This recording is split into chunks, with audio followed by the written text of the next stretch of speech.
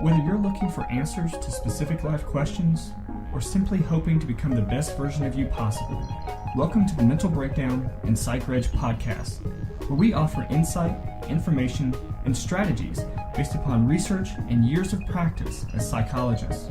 So sit back, have a listen, and get connected with our hosts, Dr. Berney Wilkinson and Dr. Richard Marshall. Over the last 2 days, we've been talking about youth sports, youth activities, exercise, and the like.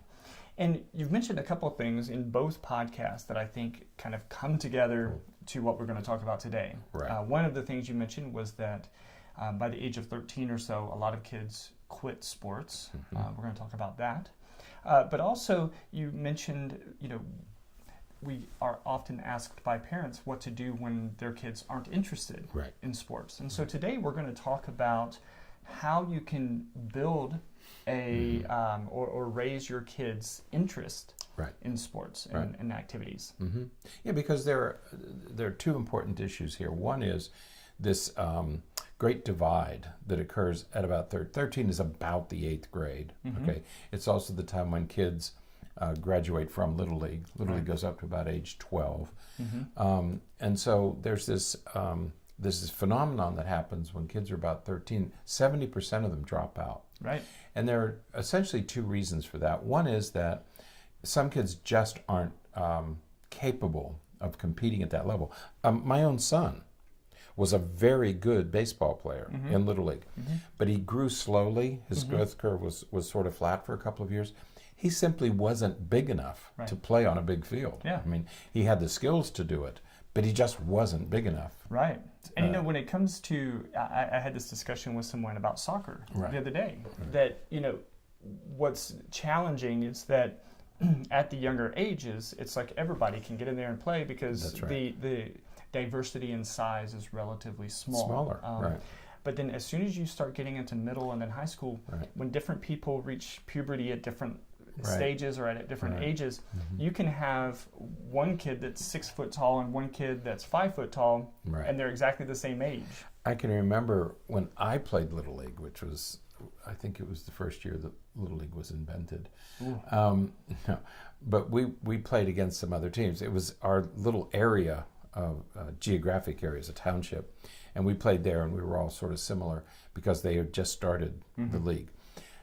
When we went to the tournament at the end of the season, we played on a real field, with grass and all that stuff. And this one guy came up to bat, and he had a beard. He had like a beard. He was 12 years old, right? And it was like he was a man. And I thought, and you begin to become aware of the differences. He was just very precocious maturity, but he was shaving at age 12. I'd never seen that before. Or when kids drive to when you're playing in the next level up, and they start driving to practices and games, and it seems so odd. But there are kids who develop more quickly. So one is you have this group of kids who mature. They're physical. They have this athletic body type.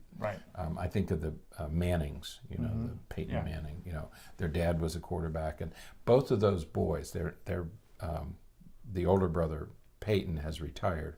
His younger brother Eli is still playing. They both weighed over 12 pounds at birth. So they were big at the starting blocks, from the very beginning, and then of course their father was an NFL quarterback, and so he was able to tutor them in the game itself. So first of all, you have this split that occurs at about this time. But the second thing is, there's nothing.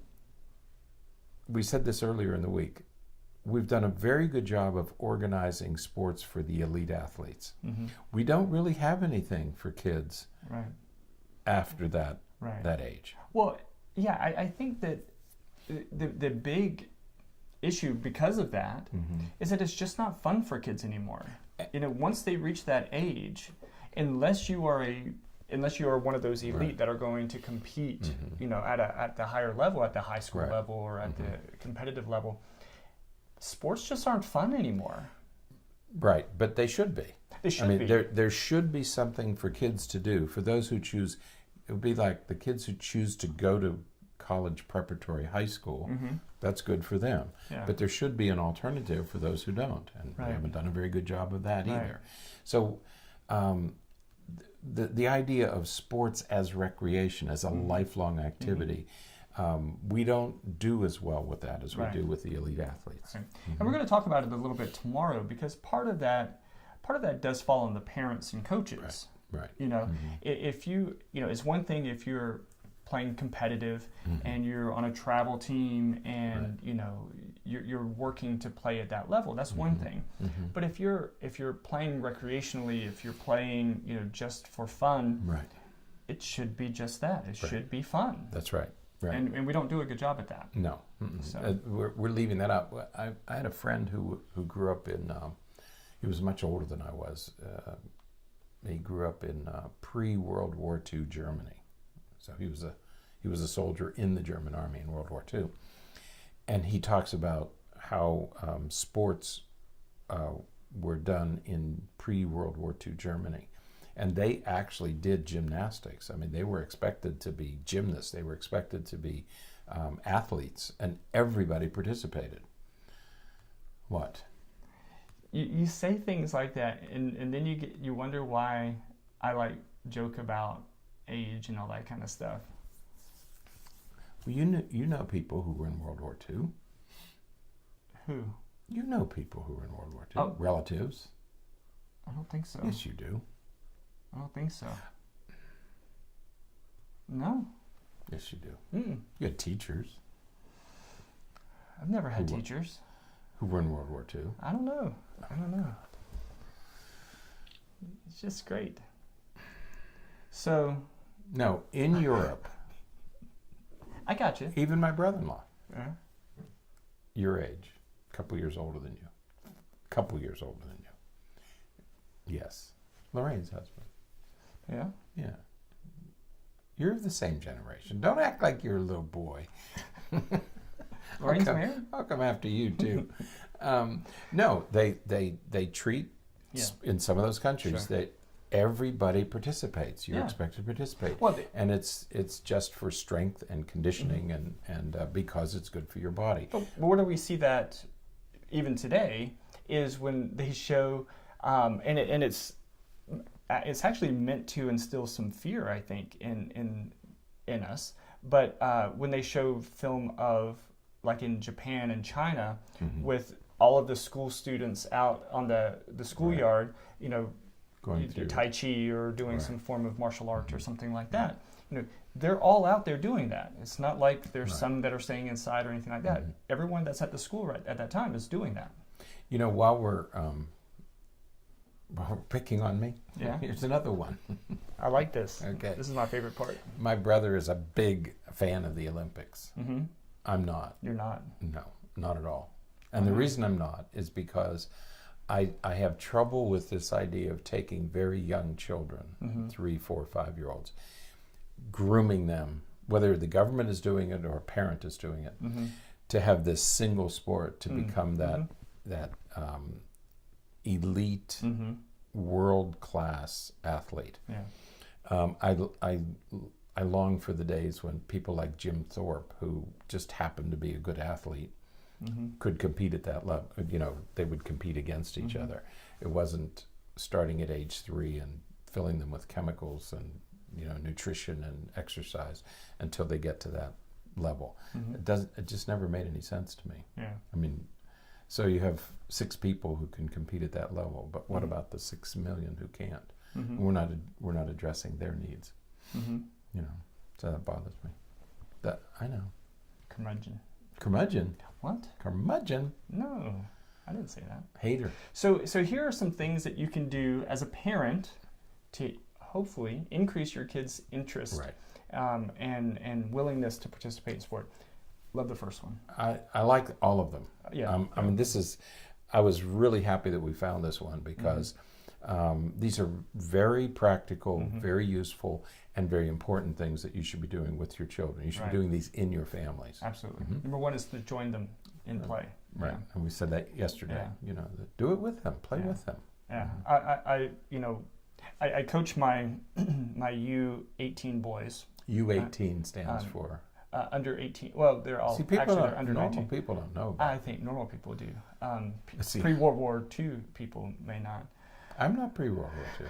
But my team is they're 17 and 18-year-olds, and that's one thing because they're pretty much they're adults. I mean, for goodness sakes. But I love when I coach my under 8 team, so 6 and 7-year-olds, and you can get out there and you can play with them, and you can so they can experience it in a lot of different ways, not just chasing the ball around and stuff. So join them and play. Get out and play with your kids or your nieces and nephews, and go outside and play outside with them. It'll be good fun. Right. The second thing is to buy sporting goods instead of gadgets. And again, we say, I don't want my kids on these gadgets. I don't want my kids. I don't want this. I don't want that. But that's what you're buying. Why are you're you buying buying iPads. You're buying phones. You're buying TVs. You're buying remote controls. You're buying video games. Go buy some other stuff. Yeah. Okay. If you have excess income, buy them other things that they can use. Right. Yeah. That was one of the big things that when the Wii, Nintendo Wii came out was, you could buy a Wii remote adapter that was like a tennis racket, right? And so you'd have a tennis racket that you could actually be moving to, and sure, you're not hitting a ball and you're not doing that kind of stuff, but you're moving it. Yeah, but it's still pretty good. Yeah, I mean, they're very good for the elderly. Absolutely, the Wii games, and they're very good for kids. Again, I've had fun playing tennis with my. Now what? Nothing. Elderly. I didn't say anything. This is like watching those TV shows where a certain word comes up. I feel like I want a chicken to drop right here. Number 3 is to. I'm not going to stop talking, so you can just. It's okay. Okay. Number 3 is to bond with your kids over sports on TV, or more preferably, really watching a live game. I think watching a live game is really. It's very different. Yeah. It's a very different experience. And you can take young kids to a game. Right. That's right. Just work on your expectations. Yeah. It's so frustrating when you go to a game. Like I took my granddaughter. She was 5 at the time. Right. I took her to Orlando City soccer match. And she's 5. She enjoyed the grandeur. She enjoyed all of the big stuff and everything. But 15 minutes into the match, she was done. She was ready to go home. She was ready to go. And so we left. So you leave, right? The expectation wasn't that I was going to go there and enjoy the match as if I was going by myself or with my 17-year-old. The expectation was I'm going to go there and help her have some exposure to it, enjoy it a little bit, and then leave. Right. That's right. We beat the traffic. There's a positive. That's true. Get out before the crowd. Yeah. No, I've had great fun with my kids going to. I'm not sure that I would ever go to some of these games myself. Yeah. But I enjoy going with my kids. Right. It's another one of those activities that you can enjoy, and bond together during that experience. Yeah. I've never been a great sports fan. I know. We've talked about that before. Is that sad? Are you sad that I'm not? No. I mean, a little bit. That's okay. You just keep Maybe it's because I grew up in a city that didn't have a college team or a pro team. Right. And so I know people who lived in large cities that had a team. And there were far fewer sports back then. Yeah, there were 2. Number 4 is to teach your kids about great sports figures. To teach them about these individuals. You think about hugely not just people who were really important in their individual sports, but individuals who were important in society. Muhammad Ali, right, for example. But outside of that, I was talking to somebody the other day who doesn't know, and maybe it's just an age thing. Didn't know who Pele was. Did you? Yeah. Are you that old? Yeah. No. I'm getting old. No, you don't remember. I mean, I'm not. You were very young when Pele played. I'm not even pre-Vietnam. You were very young when Pele played. Right. But then most people wouldn't know him. because most people didn't know soccer then.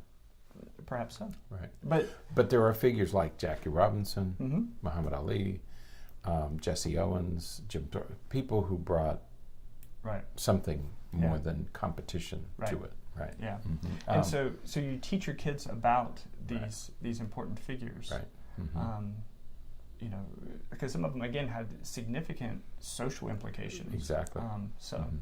And then finally, coach them at an early age. Mm-hmm. You know,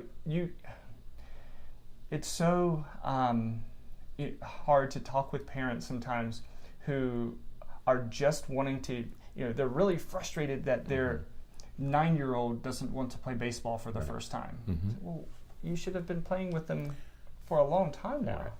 And if you coach them early, by early we're talking about 3, 4, 5. Yeah. Okay. I mean, when you talk about Tiger Woods, Serena and Venus Williams, all these athletes started when they were younger than 5. Right. Okay. It doesn't have to be lessons at that age. Mm-hmm. You just go out and you teach them as well as you can. Right. Not all dads are coordinated. Not all moms are coordinated. Right. But you go out and you start those movements of throwing and running and catching, just because it's important for their development. Right. Eye-hand coordination, the ability to catch a ball so it doesn't hit you in the face, is a useful skill to possess. Absolutely. Okay. You're going to learn very early on whether your child is coordinated or not. Mm-hmm. You know, one of my sons was coordinated at a very, very early age. Mm-hmm. You know, we were all shocked that he had those abilities. Other kids are not. Mm-hmm. Okay, but there's a sport for everybody. Right. You know, okay, so you're not good at catching things, but you sure can swing a golf club. Okay, Right.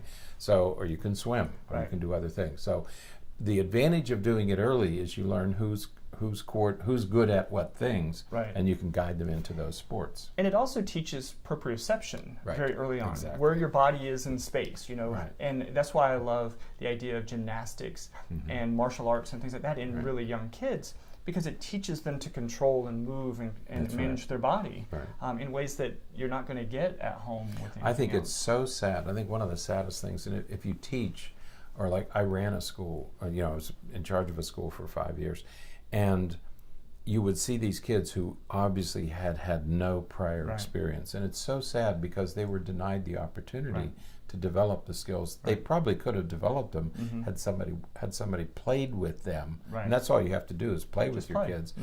If they had played with them early on, they would have brought these abilities with them, and here they are in 3rd and 4th grade, and they can't catch a ball and they can't run in a coordinated way, and it denies them an opportunity. And that is an important maybe final point with this is that because you mentioned like Tiger Woods and Venus and Serena Williams and some of them, when you're starting with your kids early on, it doesn't have to be one single sport.